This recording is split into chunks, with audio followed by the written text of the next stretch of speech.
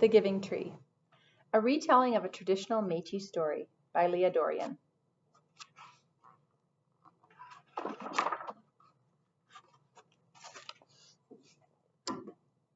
You'll notice on these pages some really beautiful artwork, and you'll also notice that there is some writing here in English, and this writing here is in Halkomelem.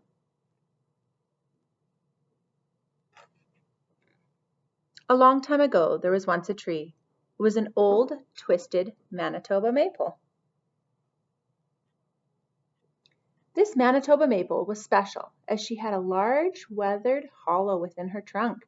Maybe this hollow was once home to a family of birds, or it might have been the sleeping place for a traveling porcupine.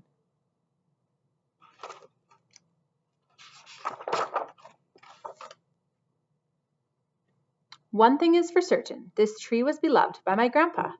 Grandpa often called her the Giving Tree.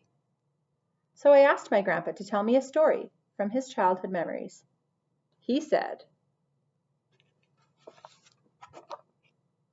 "Long ago, when I was a little boy, my mama and papa often traveled by horse and wagon to visit our relatives.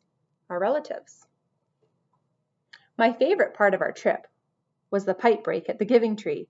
This tree was located at the halfway point between our related Métis villages.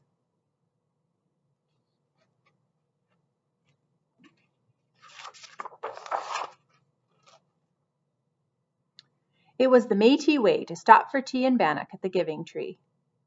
As small kids, we got very excited at the sight of the tree as she appeared around the bend in the trail.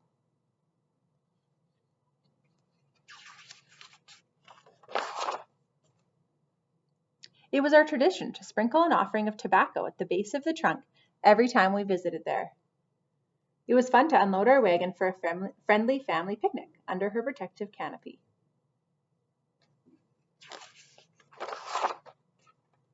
We loved to make a small fire or boil our tea, cook our bannock, gather around to tell stories, and chew on our dried meat. The most magical memory that I have was the time when my mama forgot to pack our sugar into the grub box. I'm guessing that's like a lunch box.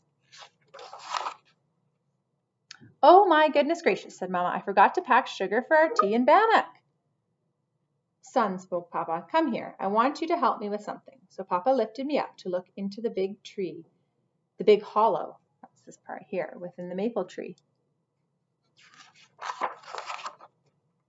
To my surprise, in the bottom of the hollow there was sugar, tea, bundles of tobacco, letters, flour, and even a pair of moccasins. There was so much stuff hidden deep inside the hollow. I was awestruck as I pulled out a little canister of sugar. As Papa lowered me down, I said, "Papa, what's all that stuff doing in there?" My Papa explained to me that this Giving Tree is a sacred place for us Métis people.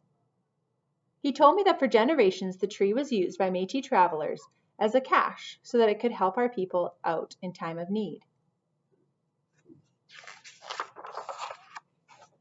My Papa said that it was the Métis way to use the tree cache as a message center and as an emergency supply stash. For generations, the tree cache was a symbol of honesty and respect. Why would it be a symbol of honesty and respect? I want you to think about that.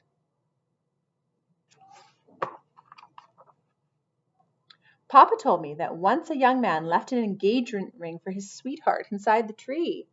2 days later, the ring was delivered to his sweetheart safely by a man passing by her home. So that's the part about trust and honesty, right? If you're leaving valuable things in there, then that means you have to trust your people, the Métis people. Papa loved our old Métis ways. Papa spoke of our beliefs. If you take something from the tree cache, you are responsible to put something back in return.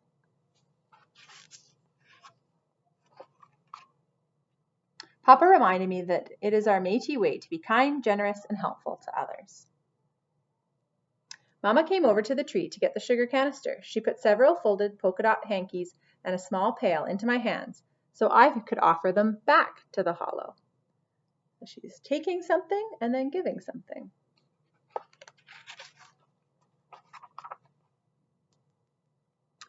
Mama thought that somebody might try or might find the hankies useful, especially if they had a runny nose or needed a rag. It was so fun to place our offering back into the maple tree. I wondered who would someday get those polka dot hankies.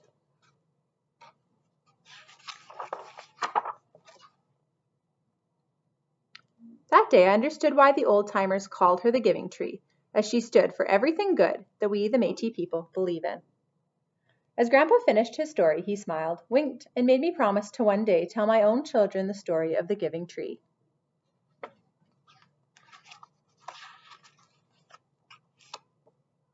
He said, "Tell our stories so future generations will remember about the true spirit of being Métis." The end.